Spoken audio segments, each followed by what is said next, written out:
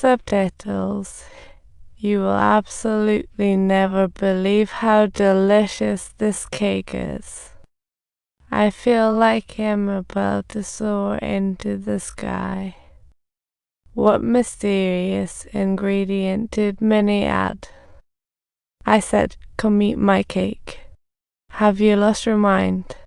But not yet, but you're about to lose it because you just ate. What? Are you saying I ate your secret ingredient? The main character is having a meltdown while the old lady nearby is laughing her head off. She was fed up with her daughter's biases a long time ago. Soon, a woman named Lee contacts Minnie. She excitedly shows up for an interview at Lee's, only to find her new boss welcoming her like a superstar, absolutely no arrogance or bias in sight. She gives Minnie a tour and casually mentions she's pregnant and needs 2 meals, basically that's 2 bowls of rice. This means a heavy workload. Lee thought Minnie would decline since she's already hired 5 maids, but Minnie surprises her by saying, "You know I'm not signing up for a cleaning gig, right? Wait a minute. You're really gonna do it?" Lee was over the moon with Minnie's response. She joyfully hugged Minnie and said, "Sorry, this is my very first time hiring a maid."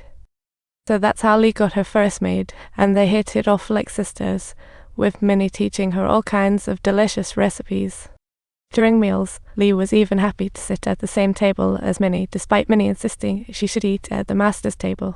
But Lee brushed that aside with a smile and said, "I can do this." Just getting unprecedented respect here. Meanwhile, Minnie's former boss, the Sillies, have a new maid in town.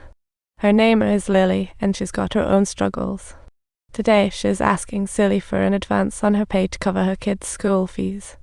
But Silly not only refused her, but also sarcastically replied, "As a Christian, I'm here to help you. You see, God doesn't simply hand out riches to those who are capable of making it big. You need to spend that money on yourself. Got it? Yeah, can you give me another day?" The next day, while tidying up, Lily accidentally finds a gold ring that could solve her kid's tuition problem. After a lot of inner turmoil, she slips the ring into her pocket, thinking she can pull a fast one, only to be stopped by a white cop the next day. Lily tries to resist, but her scrawny frame stands no chance against the cops.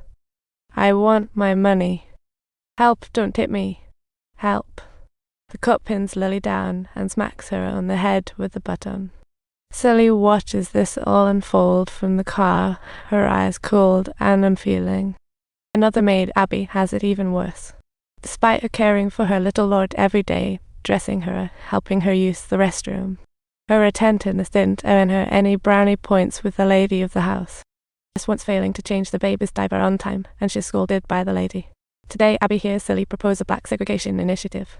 She suggested each white household should have a black-only restroom to prevent blacks from spreading viruses to their families. This proposal gained white approval, but the so-called black-only restroom could barely fit a toilet, with no windows and no ventilation. Using the restroom felt like being in a sauna, and Abby can't escape Silly's clutches either. At a party, Silly smugly mocks Abby, and this whole scene is witnessed by Ellie standing nearby.